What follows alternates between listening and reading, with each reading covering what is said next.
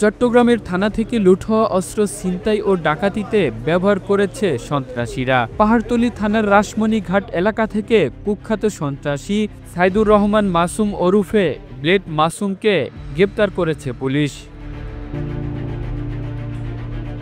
গ্রেপ্তারের পর তার কাছ থেকে পাহাড়তলী থানা থেকে লুট হওয়া একটি সেমি অটোমেটিক পিস্তল, 7.62 mm ক্যালিবারের 4 রাউন্ড গুলি, একটি খালি ম্যাগাজিন এবং অস্ত্র বহনের প্রসেস উদ্ধার করা হয়। গ্রেপ্তার ব্লেড মাসুদ পুলিশের জিজ্ঞাসাবাদে জানিয়েছে, থানা থেকে লুট হওয়া অস্ত্রগুলো সন্ত্রাসীরা ছিনতাই ও ডাকাতির কাজে ব্যবহার করেছে।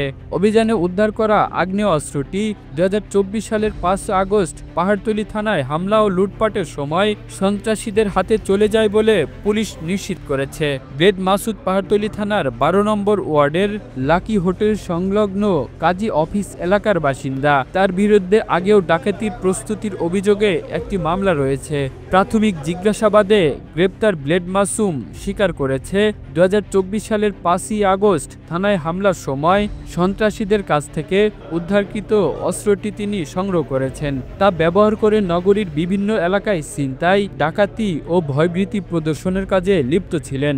পাহাড়তলী থানার ওসি বাবুল আজাদ জানান, অবৈধ অস্ত্র আইনে মামলা দিয়ে ব্লেড মাসুদকে আদালতে পাঠানো হয়েছে। Kamrul Islam, the news Bangladesh, national desk.